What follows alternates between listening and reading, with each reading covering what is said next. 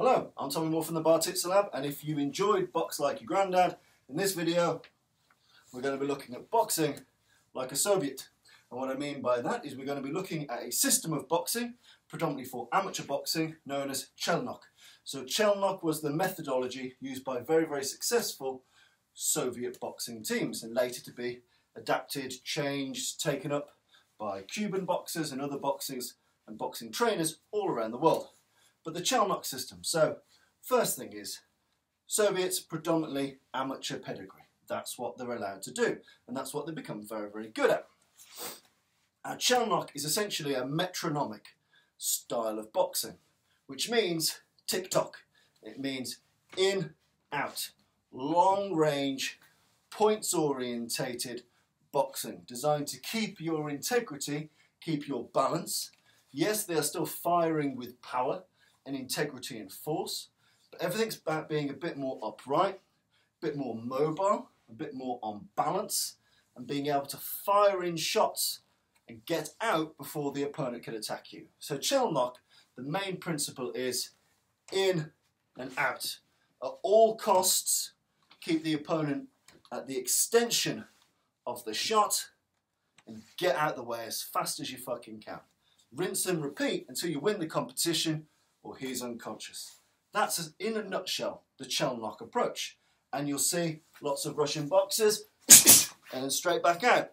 Bang, bang, straight back out. It seems like simple baby boxing. You compare that to some of the slicker things, especially from American boxers.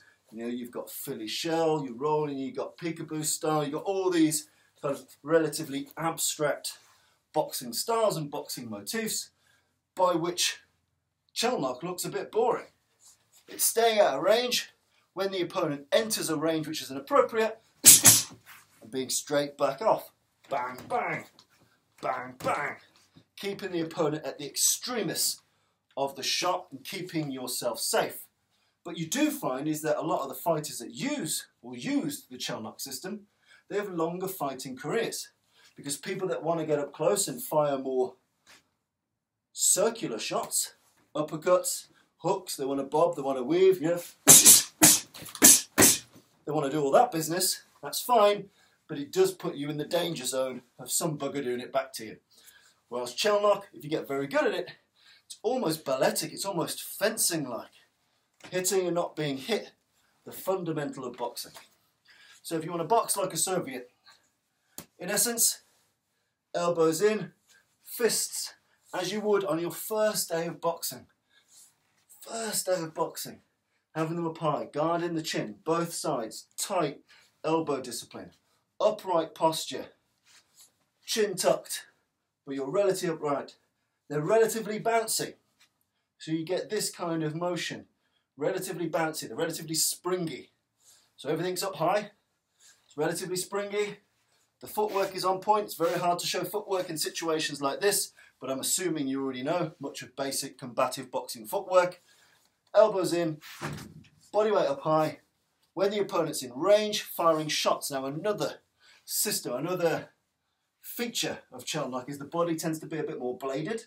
So Americans tend to be a bit more square on in their approach. European fighters, and especially Russian or Soviet fighters, were a bit more bladed. So they're a bit more side on, like so. It's a very jab heavy system, very jab heavy system. You also get what's known as Slavic shots. The Slavic shots are essentially where the thumb is down. So you get quite good knuckle discipline on target. Especially for you guys that are into bare knuckle boxing, some of the Slavic style shots are really good at getting your knuckles on point. So, some features. Chelnok, you're upright, you're bouncing, you've got good, tight discipline of the gloves. You're always in a degree of motion, and you're keeping the opponent at the extreme end of your range so you can do nasty stuff.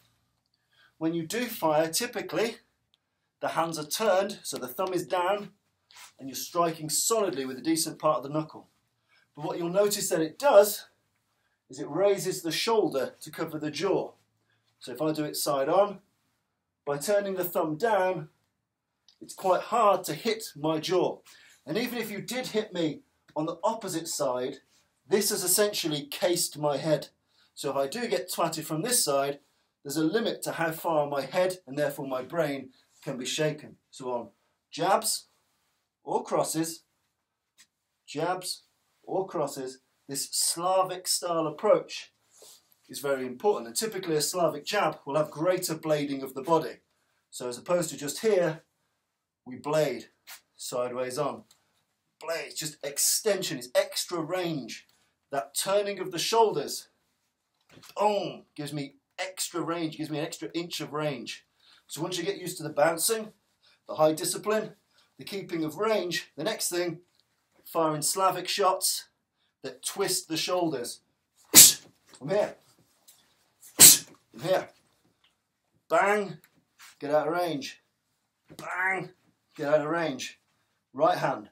Bang, get out of range. Straight back. Bang, here. Bang, here. You're just getting those extra inches into the opponent. And that's very good for the Chelnok system, because if I haven't done him in here, he's going to come back at me. And I'm out of range. So I can do Slavic jab, shuffle back, Slavic jab. Tick, tock, tick. Hopefully that makes sense. If you think like a metronome, you'll get the system a lot better. Up and down, tick, tock, tick. Boom, you get solid rotation. Not every Russian boxer does this, but it's increasingly common, or was increasingly common, when Chelnok was the boxing system du jour at the time. Turning this, blading the shoulders, so you get that extra range, extra safety and surety from the range, from the heightened shoulders, so it's covering the side of your jaw, and you're getting very good knuckle penetration on target because you're turning this around. Another feature you'll see is extended uppercuts, like an upside down jab. So you will get longer range uppercuts. So, a relatively typical combination would be a lead hand extended hook, followed by a Slavic cross, bang, Chelnok out, Chelnok out, Chelnok out. So coming up at the opponent, extended uppercut, Slavic cross, get out of dodge. Keeping good glove discipline, good footwork, being at the extreme end of your range, but also the extreme end of his range. It's a very interesting, very safe system. It's very self-protection orientated because you eat fewer shots. And you can typically land pretty decent power, especially if you've got that Slavic style thumb tone. And it's very, very good if you're thinking bare knuckle. If I hit with a vertical fist, the knuckle gets on target. If I hit with a horizontal fist, often these shit knuckles hit. If I hit with a Slavic shot, I get the same benefits as a vertical fist. The big knuckles hit first. From here. Blading the body. Blading the body. Blading the body. So it's a useful knuckle position orientated platform. And the Chelnok approach, get in, cause damage, get out. When he makes a mistake, come back in. You're always teetering on the edge of effective range and being able to fire your 16-inch guns, your big main artillery, bang, more authoritative jabbing, so less tap jabbing because you're hoping to land that big hook. Because you don't get so much into this hooking range, you learn to jab with a bit more gravitas. You can smash him up with that jab, let alone the big thunderous cross. And you'll see that in a lot of Soviet fighters, a lot of Russian fighters, a lot of former kind of Soviet region fighters, Dagestani, Kazakhstan, Uzbekistan, those types of places, Ukraine. A lot of them are still using that Chelnok style approach to stay in a very good range. Slavic thumb down shots, raised shoulders when they're firing, bladed shoulders for extra range, and those long looping uppercuts to lift the chin to power drive in that right hand in the Slavic fashion. Hopefully you found that useful. There's a huge amount of footage, YouTube footage, books, guides. There's many active boxing trainers from that part of the world. It's a really fascinating way to box. It's not my preferred way of boxing. I would say that my natural, normal boxing approach is probably a little bit more Philly shell orientated with elements of pugilistic approaches. but it's a fascinating way to box. It's a safe way to box. It's a great way to get good knuckle discipline. It's really interesting to research into and have a play with. So, Chelnok style. Look at some of the footage of the 60s, the 70s, the 80s, how they move, how they hit, how they stay safe. And look at their records. Look how long they're fighting. Look how long their careers are, because they're not eating a shit ton of punches. They're fighting smart. The art of hitting and not being hit is the fundamental premise of boxing. Otherwise, you're just brawling in a ring.